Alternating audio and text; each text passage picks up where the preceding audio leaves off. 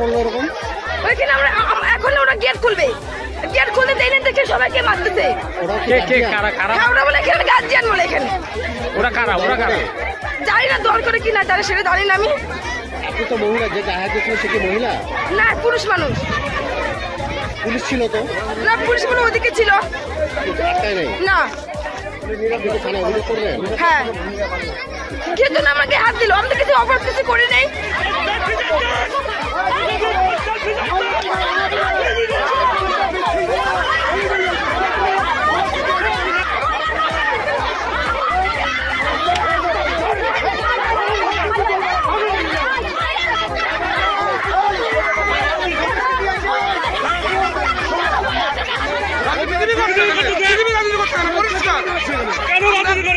ছোট্ট রাস্তার জন্য এত আন্দোলন কেন?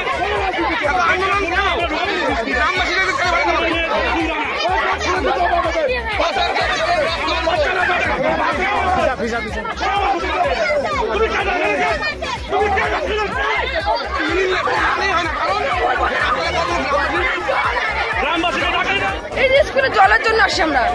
হ্যাঁ, কি হলো এখন? এখন স্কুল এখন খুলতে বলতেছে, জল দিয়ে এখন বাচ্চার স্কুল যাবে।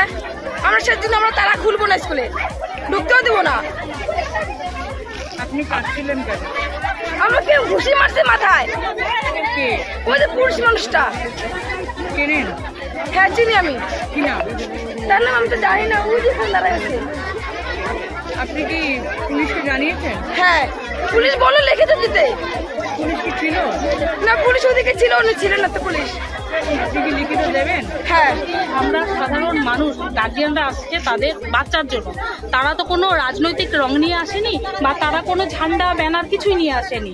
তারা আসছে তাদের বাচ্চারা স্কুলে যায়, তাদের সমস্যা, মাঠে জল থই থই, তারা যাতে একটা বিকল্প রাস্তা তারা যাতে পায়, বাচ্চারা যাতে স্কুলে যেতে পারে, যার জন্য সমস্ত গার্জিয়ানরা আসছে। তারা কিন্তু কোনো রাজনৈতিক রং নিয়ে আসেনি। তো সেক্ষেত্রে আমাদের তৃণমূলের কিছু গুন্ডা বাহিনী সেই মহিলাদের উপর মারধর করে, রীতিমতো মারধর করে। মানে ভাষায় বর্ণনা করা যায় না। এদের এতটা মানে বারবারন্ত, মানে কি বলবো, প্রচুর বারবারন্ত এদের। আজকে মহিলাদের গায়ে হাত তোলা, একজনের গায়ে হাত তোলা মানে 10 জনের গায়ে হাত তোলা। আমাদের বিবেকানন্দ পল্লী সকল মহিলার গায়ে হাত তুলছে, আমি এটা মনে করি। প্রত্যেকের গায়ে না, রাজনীতি যদি হয়ে থাকে তাহলে তার ব্যানার ঝান্ডা দেখাক না, কিছু দেখাক যে আমরা ঝান্ডা নিয়ে এসে আমরা রাজনৈতিক লড়াই করছি। সেটা তো না, আমি তো পঞ্চায়েত, যে পার্টিরই হই না কেন আমি তো পঞ্চায়েত। এবার এই সমস্যা গার্জিয়ানরা আমাকে ফোন করেছিল। গার্জিয়ানরা বললো যে আপনি একটু আসেন। সবাই আজকে একত্রিত হয়ে তারা বলছেন যে না, আমরা একটা আন্দোলন করব, যাতে বিডিও সাহেব এখানে আসে এবং আমাদের প্রতিশ্রুতি দেয় যে আমাদের রাস্তা করবে, ইমিডিয়েট আমাদের আরবিএম দিয়ে চলাচলের মতো আপাতত ব্যবস্থা করবে। এটাই গার্জিয়ানরা চাচ্ছে। তার মাঝে তৃণমূলের হারমাত বাহিনী এসে আমার মহিলাদের উপরে মারধর করবে। কি করবেন আর থানায় যাবো? হ্যাঁ, থানায় জানাবো। পুলিশ ছিল, পুলিশ জানিয়েই বা কি হবে? একদম নীরব ভূমিকা পালন করছে, কোনো কিছু দেখে না, দেখেও দেখে না। কেন? এখানে অনেক গার্জেন এখানে আসছেন, তারা বিজেপি করেন। তারা এখানে যদি লেখেন বা দেখেন, আপনারা অনেকের ছেলে মেয়ে স্কুলে পড়ে না। স্কুলের কোনো যদি সমস্যা থাকে, স্কুল খুলে দিয়ে বাচ্চা কাচ্চারা স্কুলে পড়ুক এবং তার সাথে প্রশাসনিক আলোচনা করুক। রাজনৈতিক উদ্দেশ্য প্রণোদিত ভাবে বিজেপি এখানে কেচাল করতে চাচ্ছে। বিজেপির 3টা পঞ্চায়েত আছে, এখানে রিজাইন করে দেখ, 1 ঘন্টার মধ্যে রাস্তা বানাই দেবো আমরা, 1 ঘন্টার মধ্যে। আমরা স্কুলের গার্জেন, আমার মেয়ে স্কুলে পড়ে, বিবেকানন্দ বলে এলাকাবাসী। আমি দরকার পড়লে আমরা ঘরে করে মাটি নিয়ে এসে রাস্তা করে দেবো। আমার কাছে কথা, প্রশাসনিক ভাবে এখানে বিজেপির পঞ্চায়েত আছে, বিজেপির পঞ্চায়েতের উপর আমরা কোনো কিছু করবো না।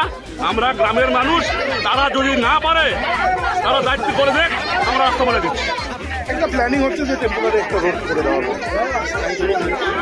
হ্যাঁ, স্থায়ী সমাধানের তো বললাম আমি, স্থায়ী সমাধান তো গভর্নমেন্ট নিজের হাতে দিচ্ছে।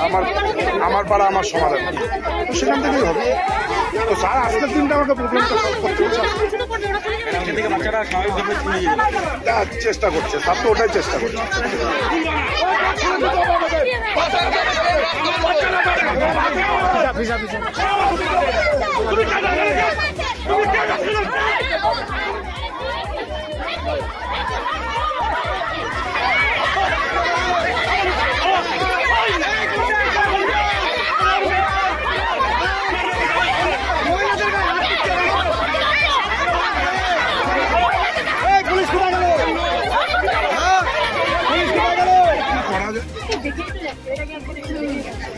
দেখেন স্কুল তো সবার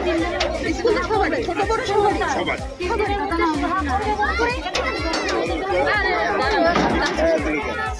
আমাদের ভিডিও ভালো লাগলে লাইক এবং শেয়ার করুন। কমেন্ট সেকশনে গিয়ে জানান আপনাদের মতামত। আরও ভিডিও পেতে আমাদের চ্যানেল সাবস্ক্রাইব করুন এবং প্রতি মুহূর্তে খবরের আপডেট পেতে প্রেস করুন বেল আইকন।